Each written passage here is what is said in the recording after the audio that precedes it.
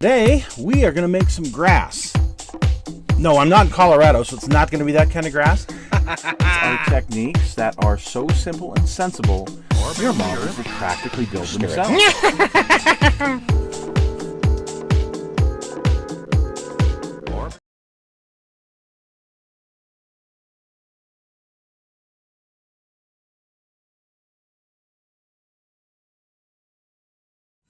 Hello folks, it's Mad Dog Merv and welcome to today's show.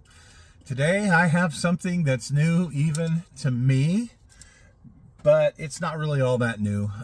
It's still modeling, and that is I am painting some of these Warhammer figures, Warhammer 40K to be exact. So the backstory is, many of you know I have 7 boys, and my oldest, who is, a man, he and his son, who is now 17, have decided to do something father and son together. They decided they wanted to start doing some Warhammer gaming. So they bought a whole bunch of figures, and I was asked if I could show my grandson how to properly paint them. Well, of course, I would love to do that. And my son asked me if, well, because he's a very busy and very successful young man, asked me if I would be okay to paint his for him. Okay, so we could do that. Here's the thing. I don't know a thing about Warhammer. I do know that there's some paints that they bought with them by a company called Citadel, and so far I've been using them, and they are fantastic. I love them for a lot of different reasons we'll go into here shortly, but we're going to look at how I, as a modeler, paint Warhammer figures, which I'm not going to just use the Citadel, okay? I don't have a whole rack. I'm not sponsored by anybody, so I don't have a rack of 500 paints of Citadel paints. I have a very few. So, stick with Mad Dog Merv as you see how a modeler paints Warhammer figures. Start with something called the Tyranids, and this is how it's basically built and on the stand. Very, very good detail. What we're going to do is we're going to take some Rathbone White, which is actually a light gray, and we're going to spray that all over it. I'm going to use the spray so that it gets everywhere. So now that I've got the basic gray on here over the primer, we're ready to start doing something.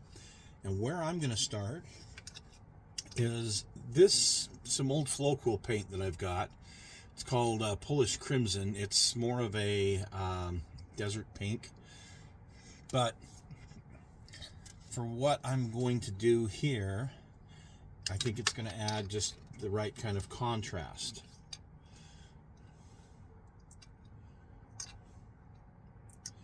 And so the areas that I'm going to hit with this are like the tongue, these areas here,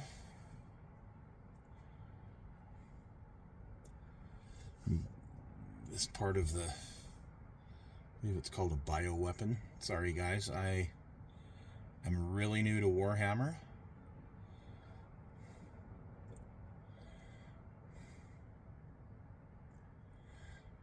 And then all of these exposed areas where the armor doesn't, like these joints here.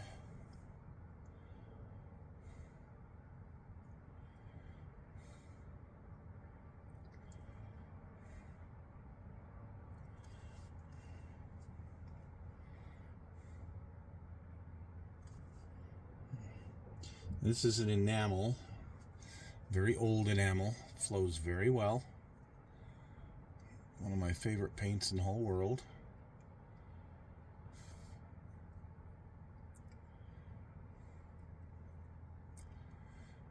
Okay.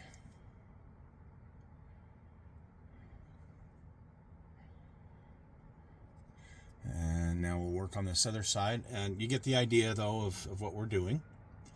Okay, And we'll come back with the next. I'm going to use some Tester's Yellow, which is an enamel, because it's what I have. I'm going to thin it out with just a little bit of mineral spirits, and I'm going to get the eyes on these guys.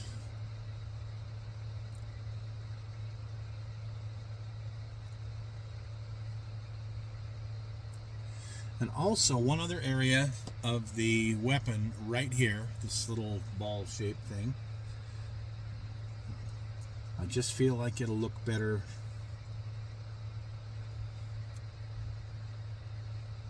yellow. I mean, since I've got the yellow out anyway, it just takes a few more seconds to do that. And there we go. I'll go through and do a few more.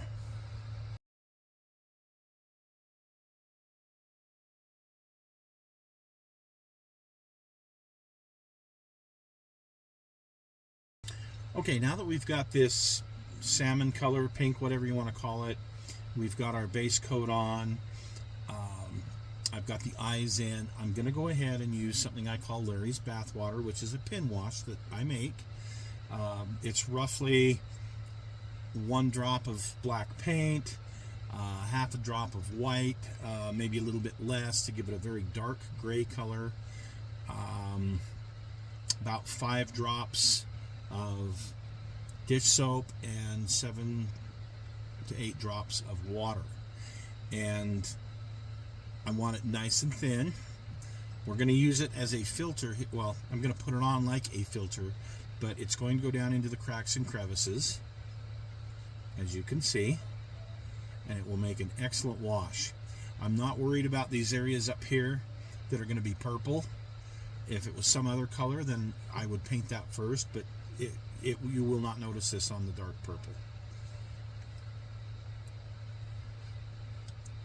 And I'm just going to go over the whole thing real quick with it. And like I said, it'll run down into the cracks and crevices, giving us some nice definition. Now, why so much dish soap in this wash? Well, because if we get it somewhere we don't really want it and we want to remove it, it'll be a lot easier with the dish soap to remove it. And we'll come back and show you that technique here in just a moment. But there it is, wet.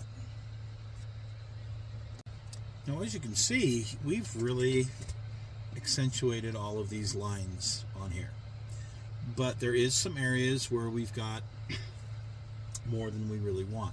So I'm going to take this, I'm going to just dip it in some water, squeeze most of the water out so that it's just a damp Q-tip, and I'm going to lightly go over those areas where I have more wash than I want. What this is going to do is it's going to take it off of the higher areas and keep it down in the recesses. Now, obviously the wash has got to be perfectly dry in order to do this.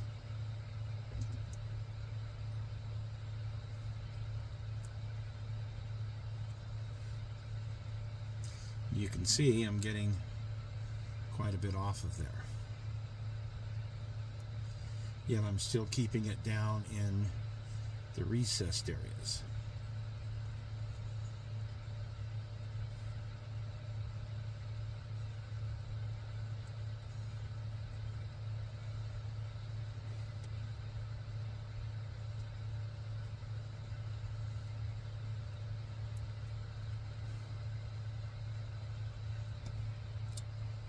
There, you get the idea on that side, how now we've removed that. A little more water. Actually, we're going to use the other side of this Q-tip. I don't want it too damp, I just want it damp. And so that soap The dish soap makes it a whole lot easier to remove the wash. The wash doesn't adhere as well, and so it's easier to remove from these areas, but yet it still stays down in the cracks and crevices. As long as we don't push hard on it, we should be just fine. We should be able to get it out of all of the areas we don't want it.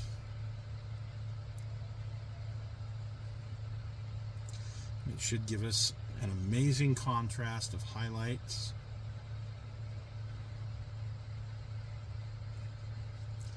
And there you go. Pretty cool. Very simple technique. It's pretty darn fast. Okay, now we're going to go to our next step. So for this next step, I'm going to take some of the Nagroth Night base, and I'm going to take some technical contrast medium, and I'm going to try to mix about a 3-to-1. I'm going to use this, not my wet palette today, and try and get kind of a 3-to-1 mix. And of course I'm going to have to eyeball this. 3 parts of that, 1 part of this. That's about right.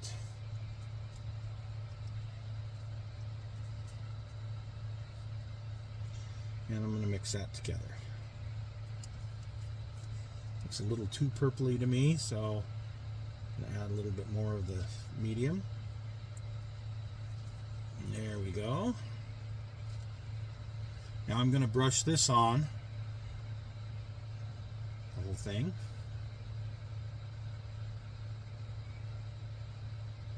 And what this is going to do is this is going to hit our highlight areas with a little bit of this, give it kind of a purpley look. Add a little bit more medium base. So I want it a little thinner. There we go.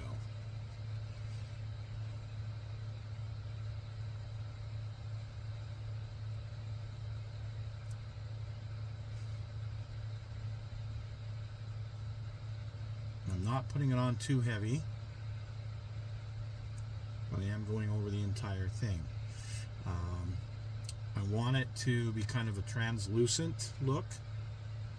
I want a slight bit of a purple hue to our gray that's already there.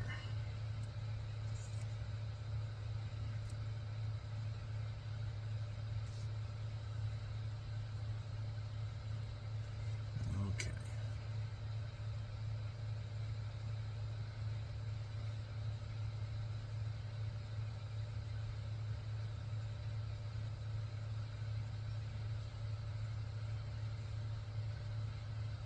Just eyeballing that. I think I've got what I want. Just going to double check, make sure I don't have any buildup in places I don't want it.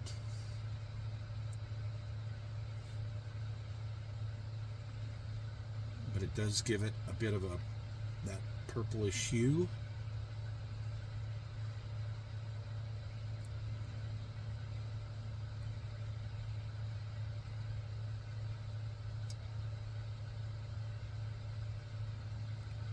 On that skin.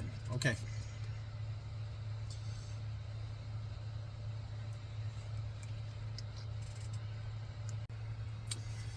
All right, so this is how it looks with that kind of watered down purple effect. And the the Larry's bathwater. Okay, give you some idea how that looks. So what we're going to do now, we're going to paint the armor. And there was a couple of different things that I've tried and thought of with this, but realistically, what I'm about to show you is kind of how it goes, how I found it best. So I'm just going to take a little bit of water on my brush and some of this base Nagroth Night, and I'm going to go over the armor. I don't want to have too much water. I don't want it to be too runny. because I don't want it to go places I don't want. I just want it to flow a little bit better than straight out of the bottle.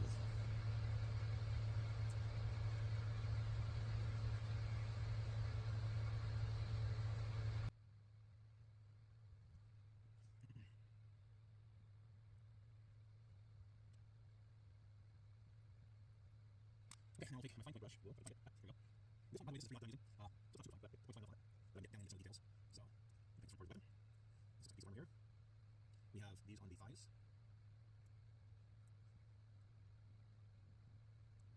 And see, make sure you get all the edges here. And the part of the thing I'll assemble is getting inside the thigh, that part of the armor, but everything's in the way.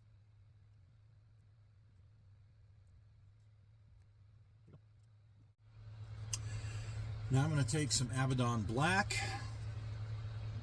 my Ot 3 brush,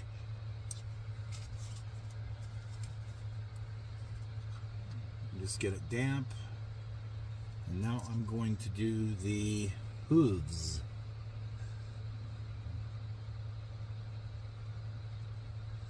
And claws.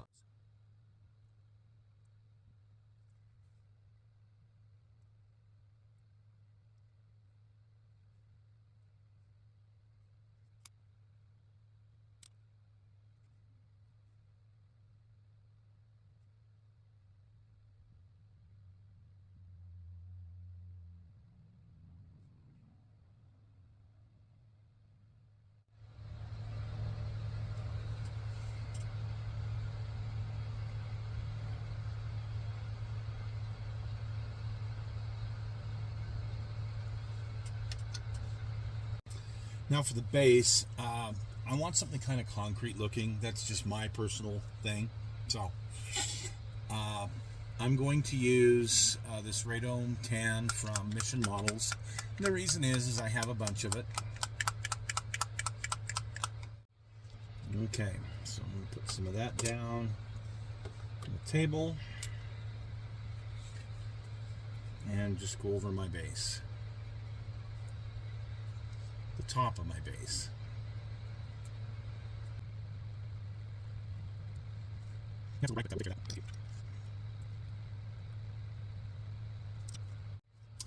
Okay, now the next step that I'm going to add, so I'm going to take a little bit of the Nigroth Night,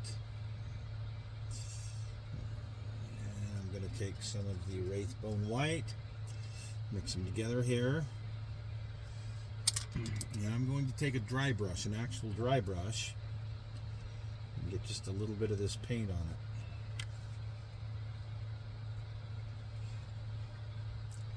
And then I'm going to go over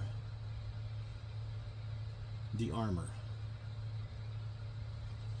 with it in kind of a scrubbing motion. I just need a very little bit of this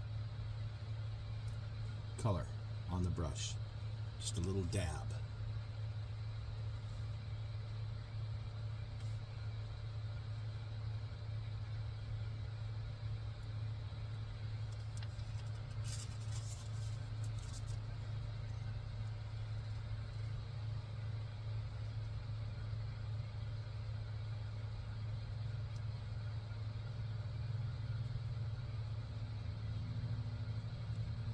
I'm going to go against the grain of the armor, so I'm kind of picking up the highlights first, and then come back.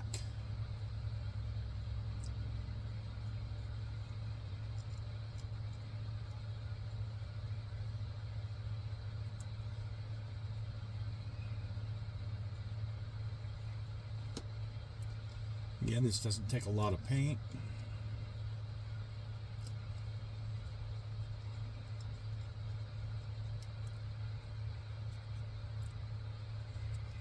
But it does give a nice effect to the armor.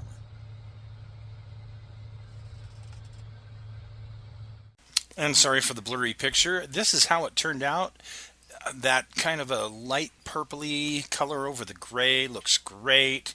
The contrast with Larry's bathwater looks good, and then the dry brushing. So now we're going to go on to the Marines. And I started this with just a flat Ford blue that I had laying around. Used that as the, after they were primed black, I went ahead and went over it with this base color. And then I used the Caladaran Sky, whatever this is, this blue, okay. And I went over and painted the whole thing with a brush. Now, I decided for the gold, I was going to take some gold and some copper, mix it together from testers, and see if I could come up with a pretty good color. We'll get to that in a minute. This Balthazar gold is what you're supposed to use according to Citadel. So here it is on this particular figure. And then I went ahead and used Abaddon Black for some of the little details here and there and the main part of the gun. Now, which one is painted with testers, which one with the Citadel? Well, the one on the left is the one with the testers. I like it a lot better. I think it looks a lot better than the other one. Base for the Marine, we're going to take some of this Radon tan that I've got. Again, use whatever you want, whatever you feel is going to be good for your base. This is just what I am choosing as the base color.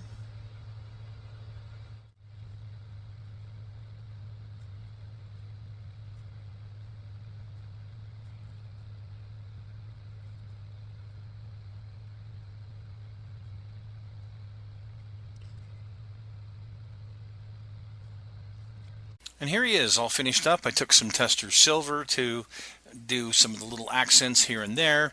He has been washed, he has been dry brushed, and then you'll notice on the front part of the flamethrower I watered down some of that purple color, also watered down some stoplight red to give it kind of that burnt color. So thanks for joining us, folks. I hope you like this one.